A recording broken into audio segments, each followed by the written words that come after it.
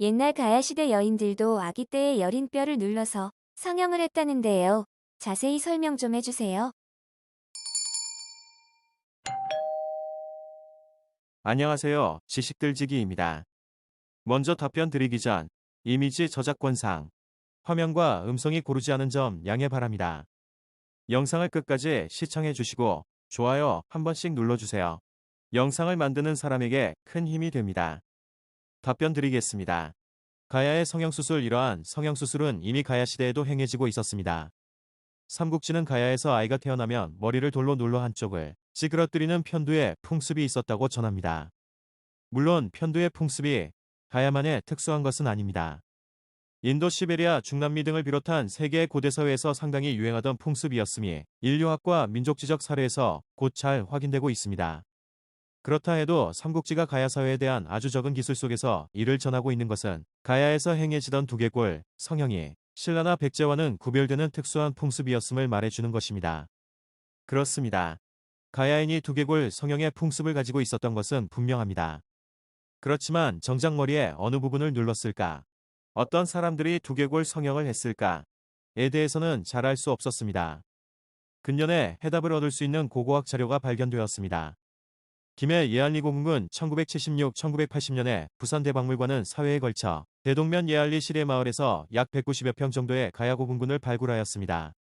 김해에서 부산으로 선악동강을 건너는 서남다리에서 왼쪽으로 장어골목을 헤치고 나가면 차로 약 10여 분 거리의 오른쪽으로 낮은 사각철책으로 둘러싸인 잔디밭을 만나게 됩니다.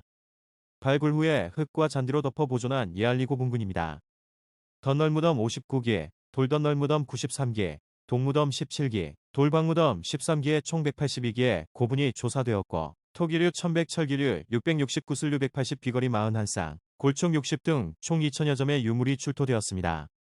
예알리고 궁군은 4-7세기에 300년 동안 지속적으로 만들어졌고 가야 고분의 모든 형태가 서로 중복돼 있어 중복된 선후 관계에서 덧널무덤, 돌덧널무덤, 돌방무덤으로 무덤 스타일이 변해갔던 모습이 확인되고 있습니다.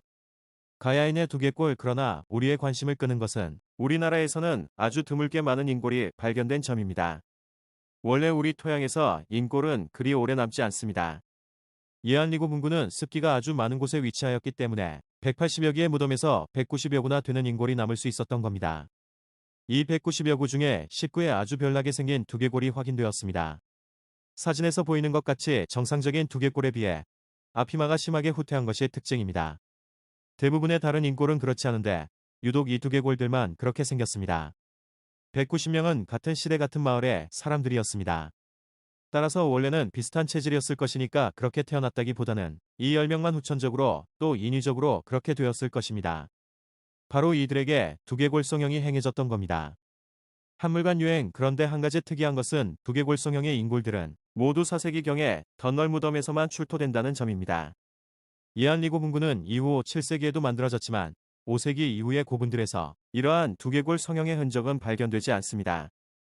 이에 비해 삼국지 변진전에서 보이는 두개골 성형에 관한 사실은 3세기 후반경에 기록되었던 것입니다. 그러니까 삼국지는 3세기경까지의 가야 사회에 있었던 두개골 성형의 풍습을 기록했던 것이고 예알리 고분군의 인골 자료는 가야 사회에서 두개골 성형의 유행이 이미 한물 같던 시기의 것으로 생각할 수 있습니다. 성형미인. 도대체 어떤 사람들이 두개골 성형을 한 것일까요? 두개골 성형의 인골 19 중 7구는 숙녀 여성이었고 2구가 장년 남성이었으며 1구는 5, 6세의 어린아이였습니다. 예알리고 궁군에서는 출토된 190여 인골의 평균 연령은 40세 정도였습니다. 그런데 두개골 성형의 인골은 어린이 1구를 제외하고 모두 장년과 숙년으로 50, 60세 정도의 연령으로 추정되고 있습니다. 이들은 예알리 마을의 평균 수명보다 더 오래 살았던 사람들이었습니다. 그러나 오래 살았다고 반드시 좋기만 했던 것은 아닌 모양입니다. 이러한 두개골 성형의 인골이 출토된 무덤들의 부장품은 하나같이 매우 빈약했습니다. 신분적으로 고위층이나 재력가 또는 종교적 지위를 가진 사람은 아니었습니다. 예알리고 궁군 자체가 가야 사회에서도 피지배층인 일반인들의 무덤을 보여주고 있습니다. 두개골 성형의 무덤들은 그 중에서도 더 가난했던 것 같습니다. 또 여자와 어린이라는 점에서도 짐작할 수 있듯이 가난했던 예알리 마을에서도 또 약한 자의 입장에 있었던 사람들이었습니다. 그 흔한 철기 한 점 출토되지 않고 있습니다. 부장품이 전혀 없거나 약간의 토기들만이 부장되고 있을 뿐입니다. 결국 좀 오래 살긴 했지만 풍족한 인생은 아니었던 것 같습니다. 어쩌면 출신이 달랐을 수도 있습니다. 삼국지가 지금 지난이는 모두 편두라고 전하고 있기 때문입니다. 예알리 마을은 편안입니다.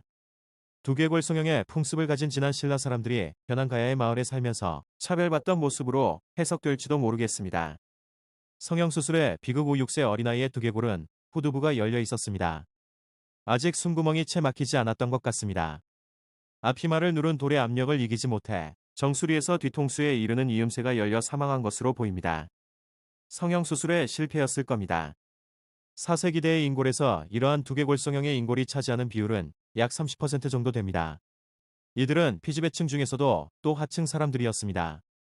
노예였을까요? 아니면 두개골 성형의 특수한 풍습을 가진 다른 계통의 사람들이었을까요? 의문이 꼬리를 뭅니다. 지금 생각해 볼 수 있는 것은 여기까지입니다. 이러한 가야인의 편두는 보존 처리를 거쳐 현재 부산대박물관에 전시되고 있습니다. 언제나 누구나 관람할 수 있습니다. 한번 찾아보시고 이리저리 궁리해 보시는 것은 어떨까요?